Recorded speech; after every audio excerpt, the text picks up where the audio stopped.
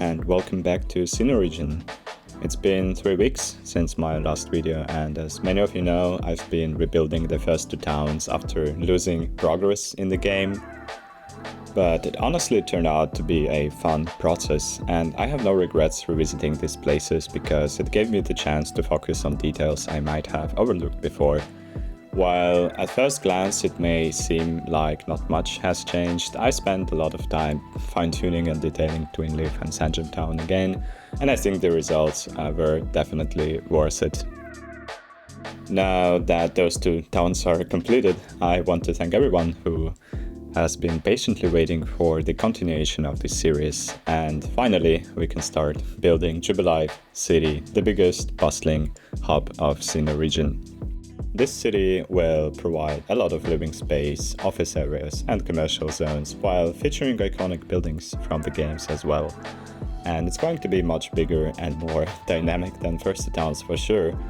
So if you guys don't want to miss out what's to come, just don't forget to subscribe to this channel and don't forget to leave a like to this video if you are enjoying it so far. But before we dive into Jubilife, I want to show you a quick flyover of what has been added and updated in both Twinleaf and Sandgem Town. So let's have a look now. Starting with Twinleaf, I kept the layout more or less the same, but I added a little pond in the bottom right corner, which I missed in the original build. I decided to include it this time to stay more true to the game. Twinleaf still features this large arena field in the northern tip of the town, and I scaled back the commercial areas to just keep them also more to the town entrance. And I used smaller housing throughout the town to increase the number of residents as well. Now, one addition to Twinleaf that I decided to add is basically town hall located next to the bus stop, and it gives town a bit more functionality, I believe, and a feel of town center at least. Behind the town hall you'll find the house of Dawn, the main character girl from the Pokémon games and anime series, which I thought would be a nice touch to include after a comment of my fellow subscriber. Now, as for the bus route, it just makes this one stop at the center of the Twinleaf Town, then goes to Verity Lake, and there is one bus stop over there that you will be seeing shortly, and then it loops kind of back to the Sandgem Town.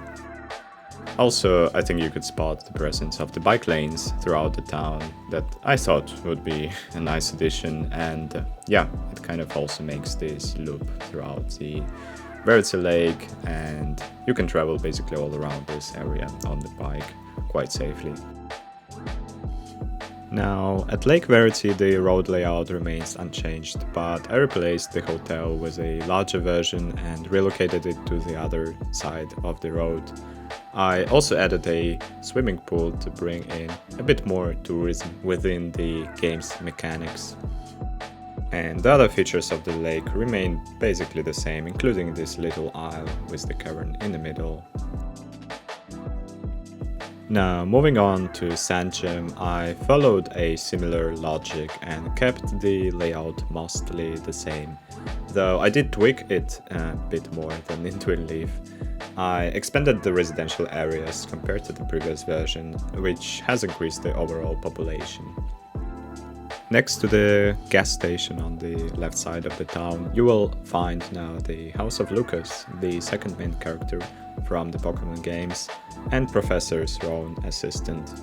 The Professor's lab is still featured at the northern tip, and there is also slightly shrunk Elements Park that I kept with the same formation, and of course both Poké Center and Pokémart. For added functionality, I used the French firehouse asset as the town's fire station, but placed it in a way that I think it doubles as a sort of a town hall, and I think it looks pretty good. The biggest change, however, happened within the rail infrastructure. I replaced the train station with a different version and turned the area above into a small local rail yard. This serves as a hub for local agriculture to be exported to the rest of the island. While I haven't added in-game functionality to the rail yard yet, I might revisit this later, especially as I plan to expand agriculture and forestry in the area. You might also see some other smaller changes I made here and there, but in general, let me know in the comments what you guys think of these updated towns.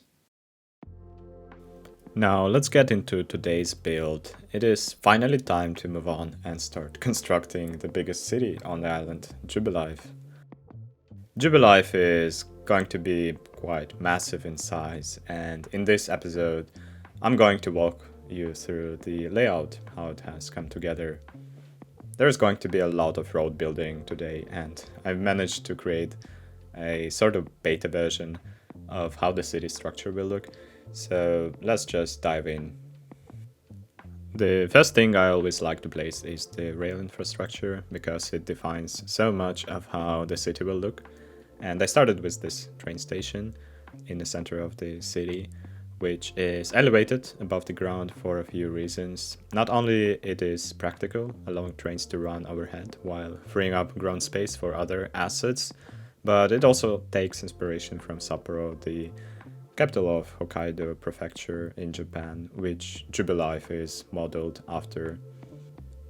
So in Sapporo there is a section of the city core where trains run above the ground, and the central station itself is a massive building that stands out as one of the dominant features of the skyline.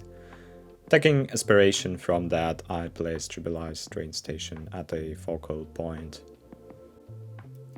Once the train station was in place, it made sense to direct the main road arteries toward it from the edges of the town. As it is going to be the central hub of the entire city, the roads extend into 4 main directions. It is Floaroma town to the north, to the south Sandgem Town, the one we already built. To the east will be Oreburgh city, and to the west will be Canalave city, that I kind of also extended this train connection to. And I really like how Jubilife is kind of jammed between these hills on different ends, which makes it perfect for incorporating tunnels. You will see me a lot using tunnels later, especially as I plan to create sort of ring road around the city. And in general, Jubilife's layout takes inspiration from Sapporo's grid system, which I believe will allow me to create some distinct neighborhoods with varying levels of density. The city core or downtown will feature high-rises with different landmarks along it, while the areas surrounding it will mostly have medium-density commercial offices and of course residential and parks for recreation. Toward the outer edges of the city, I'll focus on developing low-density residential neighborhoods, which I'm also really excited about. And yeah, I'm really looking forward to the possibility to place Japanese assets when the pack will arrive in the future. And when that happens, I would like to revisit Jubilife and fill it with truly Japanese style buildings to bring city even closer to its inspiration.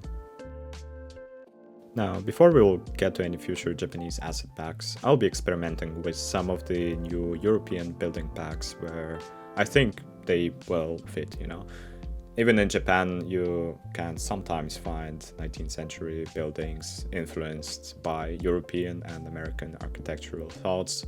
So incorporating those elements will add an interesting layer of variety to Jubilife. Here you can see me sketching out the ring road designed to divert unnecessary traffic away from the city core, but it also takes inspiration from the suburban highway in Sapporo, which serves, I think, similar half-ring function. And like in Sapporo, I kept this elevated above the ground, and it will be also adding interchanges a bit later to make it functional and efficient. While working on the city's networks, I gave a lot of thought on how Jubilife will connect to the rest of the island. To the south we have Sandgem, which I would consider a suburban satellite town for Jubilife, while there won't be an uninterrupted cityscape between them. The area will mostly feature fields and maybe a small forest, houses here and there, so it's going to be kind of blending in, I think, into Jubilife. And I'm also planning to add, logistics hub, I think, because it makes sense to have it on outskirts of Jubilife, and probably there will be a few of them, as it makes sense to have those positioned. And I think this is how it is also in real life. And to the west, across the bridge, you can sometimes spot, I think, we'll have Canalave City, and it is going to serve as a port city with rail yard and channels and or canals fitting its name. On Hokkaido, Sapporo is landlocked and surrounded by smaller port cities, so Canalave will play a similar role here. To the north, we'll have Floaroma Town, a satellite city surrounded by flower fields. And finally, to the east, above the mountains, there will be Oreburgh, and it is heavily industrial city. And we will move on to develop Oreburgh once we made significant progress in Jubilife, and it will be, I would say, 80% completed. And while building Jubilife, I spent a lot of time zooming in and out, trying to grasp how the city looks overall from the perspective, and the amount of land available here, it is somewhat limited, so I'll need to carefully control its size and, more importantly, how the high-rises will fit into the skyline. You will see me switching buildings quite a lot, and I will be constantly adjusting heights to achieve sort of right balance, making the skyline aesthetic while keeping the city overall feel as close as possible to what I think most people would expect from Jubilife. It is definitely going to be interesting to develop and see how I can strike that balance, but I would love your input to be also heard, and if you spot any buildings that seem too short or too tall, feel free to comment and share your suggestions, and your feedback will really help make this city, I think, even better. Unfortunately, there won't be much building in terms of placing the actual buildings in this episode, and it is mostly going to be focused on laying out the framework and road layout for Jubilife. However, in the next episode, I'll show you a fully developed and detailed neighborhood around the central station, so you'll get a clear idea of the initial feel of the city and how it is going to shape up. And before we get to the neighborhoods, I spent some time working on interchanges. While they're relatively simple, I spent a lot of time adjusting their heights and curves, relying heavily on the Move It mod, the Traffic Manager mod, and Road Builder mod as well. And Japan is a country that values efficient use of space, and from what I've seen in satellite imagery, their roads and highways tend to be slimmer compared to those in the US. While I haven't been to Japan myself, I tried to reflect that in these designs. And the first interchange from Sandgem takes up a bit more space, but I'll make it work around with filling it also with some commercial, I believe. And the other two are designed, you'll see later, as compact on and off ramps with perpendicular exits. While that may not be an ideal solution for handling heavy traffic, we'll see how things will get to be congested or not congested later, and we'll figure out how to improve that. I remember when I was playing vanilla City Skylines 2 with my first big city, I would constantly come back to congested points and try to solve them. I believe it's nearly impossible to plan everything perfectly in advance, so making adjustments as the city grows is a part of how it evolves. And this will definitely be the case for Jubilife as we build it, and adapting and improving things along the way, just to keep it functioning smoothly. Now, moving to the central station, this is going to be a key feature in this build, and I wanted to give it special attention. Now, I'm going to develop the area surrounding it in the next episode, so it's going to be a bit rough in this one. But I tried to imitate how big city train stations are designed in Japan, and also took inspiration from Sapporo main train station. And unlike in Europe, where train stations are often more like separate from the urban fabric, the Japanese stations are fused into this cityscape as tall multifunctional buildings, and they are large in size and serve as both transport hubs and bustling commercial centers. For this station, I aimed to create something unique. I really liked the red tower placed on the left. It gives the whole build a standout feature.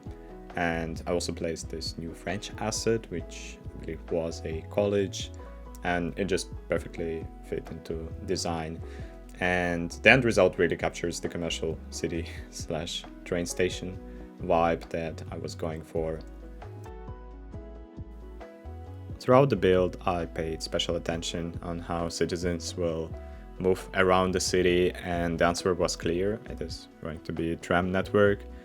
It won't be very large, but I believe it will serve the city well, so it's going to connect to different endpoints, and basically the lines will meet in the center. And I also considered expanding it to other towns, but we'll see if that's going to be necessary, since the train network should be handling the regional connectivity quite efficiently. But in Sapporo, they have a ring tram line along with 3 metro lines, and the basically inter-region train network, which served as inspiration for these let's say logistical decisions. However, I think adding a metro system will be a bit too much for this build, so I'll focus on trams, trains, and a few bus lines for additional connections. Also, in this episode, I won't be showcasing much about the bike lanes, but don't worry, they're definitely part of the plan. I'm going to develop a solid network as I outline the districts, integrating them into the city design. I really do hope that in the future, Colossal Order will give us fully functioning biking infrastructure in one of their updates that we can basically place throughout our cities. That was a part of City Skylines 1, and I really hope it's going to become a part of City Skylines 2, and that will be definitely an amazing addition to the game. And you can see that our grid is slowly coming to life. I'll fast forward here a bit because it's mainly going to be blazing roads and doing interchanges, and I'll catch up with you when we'll move on to a special area of Valley Windworks.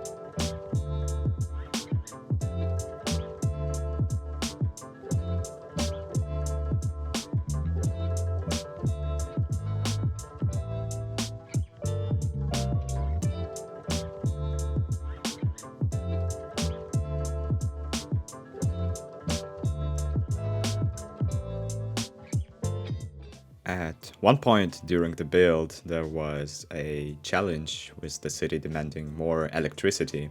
In the Pokémon games, there is a place called Windworks, which is composed of massive wind turbines, and it was a no-brainer to spam turbines all over the area to solve the issue. This is just preliminary design for now, and I'll come back later to develop it further on. And it is great that the wind speed in this location is high, so the turbines are running at full capacity. And you can also spot the hydroelectric dam, which was placed when I created the map. I think the combination of dam and turbines looks fantastic and makes the area the green energy powerhouse of this island.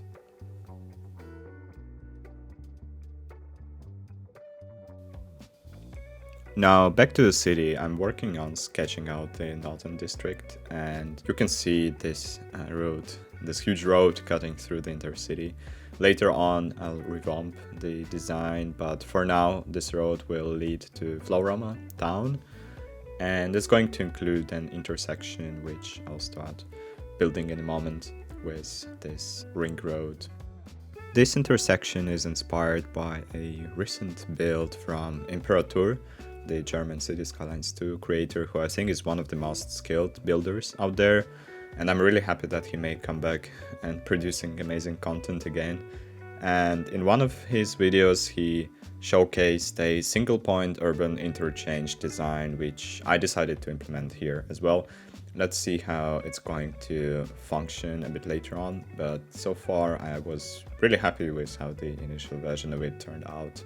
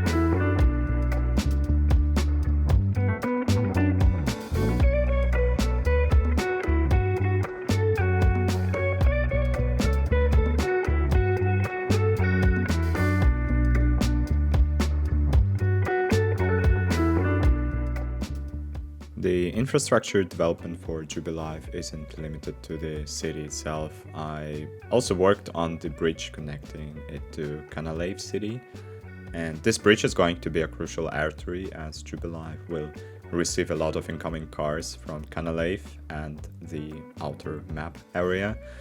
And with the port area planned for Canalave, we can expect a significant amount of traffic moving back and forth.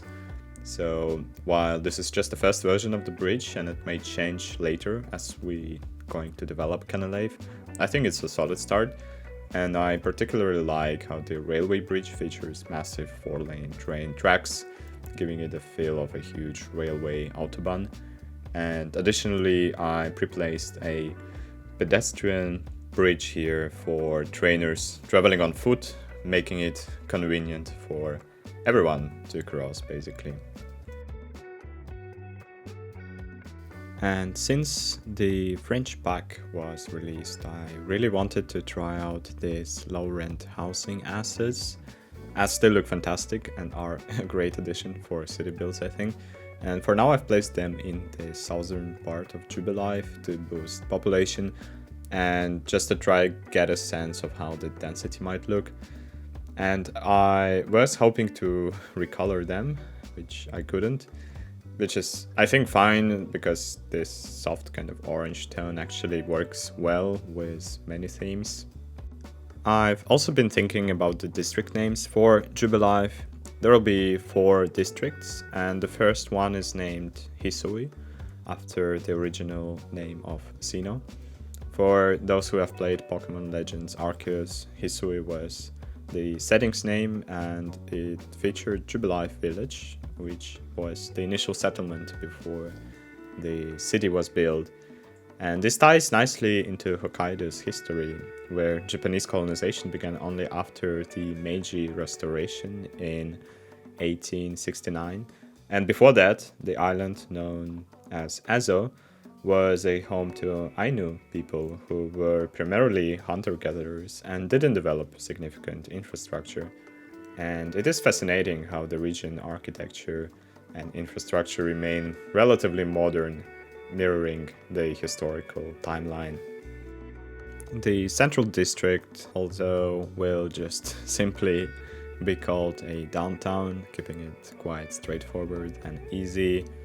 And it leaves me with 2 districts to name, and I would love to hear your suggestions on this, and feel free to drop your ideas in the comments, and I'm excited to see what you'll come up with. And also, guys, if you think that you can drop some, extra names for naming the streets, because I think I'm gonna be developing some sort of concept of how the streets are going to be named. So this could be like Pokemon or like a few main characters. So far I did it only in Twinleaf, and I still have Sandgem to work on in terms of the street names. But over here in Jubilife there are so many streets, and they can be just creatively named. So if you have any ideas about how a few of them can be named, just feel free to drop it in the comments as well.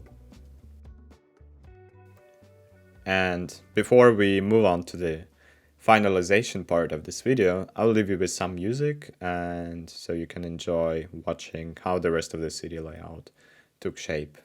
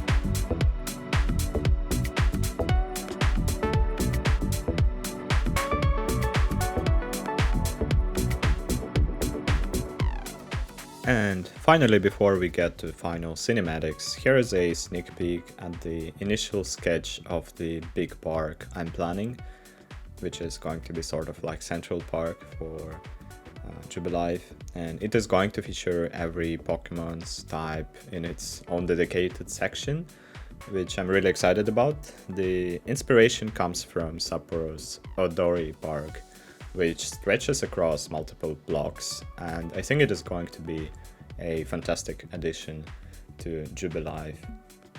While designing it, I focused on making each section equal in size, as I wanted to represent all types fairly without one dominating over the others. I'm really looking forward to seeing how this turns out, and I also hope we'll eventually get an asset for a TV tower as a key feature of this original Odori Park that would perfectly fit here, being on some sort of the edge of the park and representing this dominanta that is kind of followed from one side to another. And with that, guys, we'll wrap up this episode. I kept this one shorter because the actual building of the central station and the surrounding area would take another 30-40 minutes, and I decided to push it and save that for the next episode. Now that I'm back on track with building, I hope to release episodes much more frequently, and you'll get to see how Jubilife City gradually comes to life. And I hope you enjoyed this one. If you did, please show your support with a like or a comment. It really helps to boost this content even further. And don't forget to subscribe to stay updated on what's to come. For now, take care, guys, and I'll see you in the next one.